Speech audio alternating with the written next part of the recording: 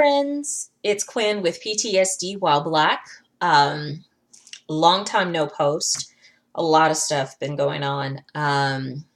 We just moved to a new apartment, and it's been an interesting experience. This is the first time moving since the concussion, and I really had a hard time organizing and packing things and deciding what to take and what to not take. And that's been the hardest part of the move, besides the fact that my back is still injured from the car accident from 3 years ago. Um, and lifting things is a challenge, but the packing was so confusing and irritating. I used to be very well organized, great at problem solving, and I'm learning that I have to do things differently. It's going to take a little bit more time for me, and I have to give myself permission to just do one thing at a time, and to not do things perfectly. And I love the advice that I got from the people from my brain injury support group, where one girl, she's just like, last time I moved, I just put stuff from one section in a box and I called it fuck it. And I labeled all my boxes fuck it. And that's where I am. I'm like, I don't know what is trash. I don't know what is valuable. I don't know what to donate. So it's like all this crazy making. It was hard to do at first, but then I cut my finger while moving. I had a friend who suggested that I make 3 bins at least. One for trash, one for shredding documents to shred, and one for things to donate. And then just a bin for what you're going to move. And that helped a lot. It helped me in my process. But I still when I'm arbitrarily on my own having to decide where stuff has to go, it just gets so overwhelming. And like a lot of other people with brain injuries, I had challenges when we had to go to Home Depot to get I think we're getting keys made, and I put down boric acid powder all around the apartment before moving in because I don't want any bugs in my stuff.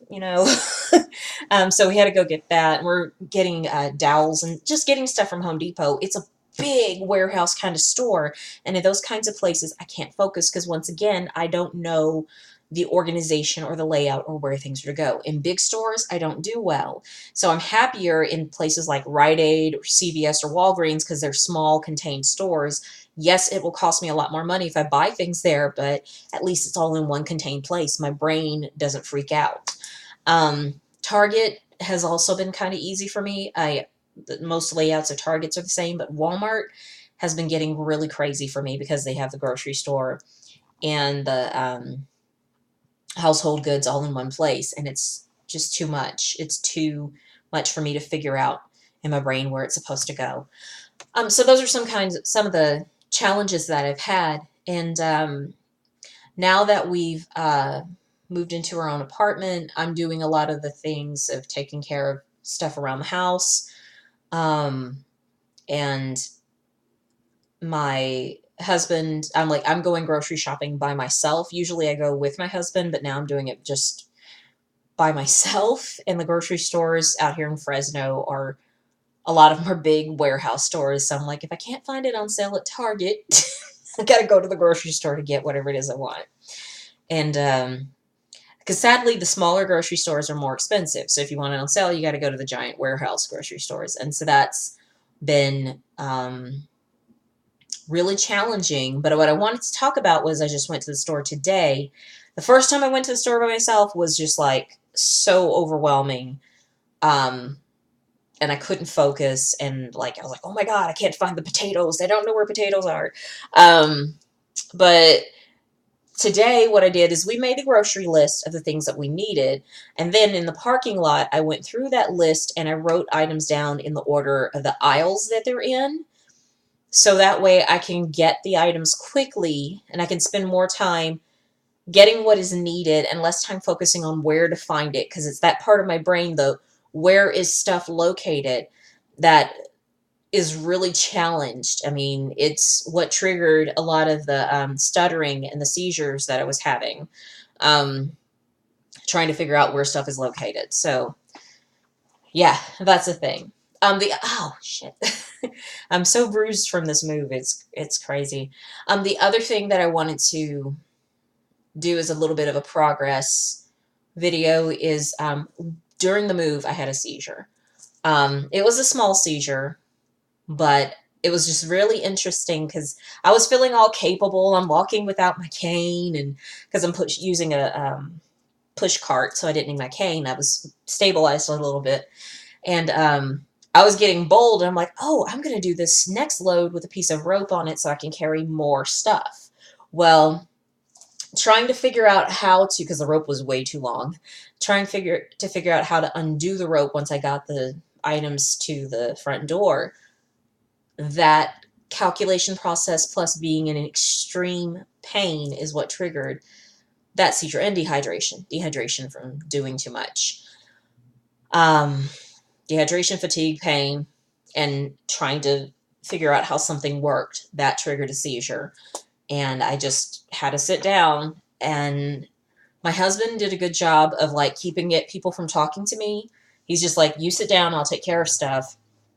I got to have my seizure. I could feel like my face was twitching, like my lip was drawing up and stuff. Um, and I had that the sensation. I guess it's called an aura. My aura is this kind of ozone scent. It's like the feeling in your nose when you eat wasabi, or something extremely spicy. It comes up really tingly in my nose. Like when the motor, what it really smells like to me is when the motor to our refrigerator went out, that ozone smell. But the best way I can describe it where people would get it on a regular basis, if you eat wasabi, a lot of wasabi or something really, really spicy, and how your nose just like kind of bursts open is what it feels like. Anyway, that was the warning that I got, and that I was dizzy. And so I'm like, okay, I'm going to sit down, have my seizure. And with my husband, it was really cool because I had a good, what was it called? Rebound time from this one. I didn't get too very tired and sleepy, just I didn't need to drive, but I spent less energy trying to talk to people because my husband kept people from bringing stuff in the house, and he's just like, leave it out here, I'll bring it in and not disturb her, I'll just check on her. It allowed me to have this process, not spending energy talking to other people, trying to form words and let them know I'm okay. That took away the emotional fixing stuff, and allowed me to really heal, allowed me to just, once that was over and once I knew that I could walk, to go to the kitchen and get a cup of water so that I can at least deal with the dehydration and deal with the pain and fatigue. So it allowed me to just come back to, what do I need to do to take care of me? And then like afterwards, I was still very much so stuttering and out of it and having a hard time communicating things to people. And I went to try to assemble our bed. It was kind of funny because then it was, the same thing. I'm trying to do some problem solving, but I was able to at least get myself to try to do something, and not stay stuck in that trapped kind of feeling when it was coming on. Um, and what was funny is like I was assembling the bed frame. I'd put it together backwards. My father-in-law had to come in and help fix it. But I just thought it was really interesting. This seizure was a lot lighter because I'm not having to make sure everybody else is okay, and I can just focus on me. So I appreciate my husband playing field goalie, whatever, blocking people from talking at me. Yeah, so those were some of the challenges with the move. We still haven't unpacked. We still got a lot of stuff that's at the other place. We're trying to get everything done by the end of the week. But yeah, so those were the challenges, and I'm allowing myself to rest because today I'm in a lot of pain, and I know it's not the day to try to go do a lot of lifting and unpacking. Today, just let it be. So anyhow, yeah, that's the adventure so far in moving. And I'll definitely post other things because I do need it also for me to remember to post the updates from my neurologist visit, because I can't remember if I made a video about that. All right, so till next time, kids. Peace.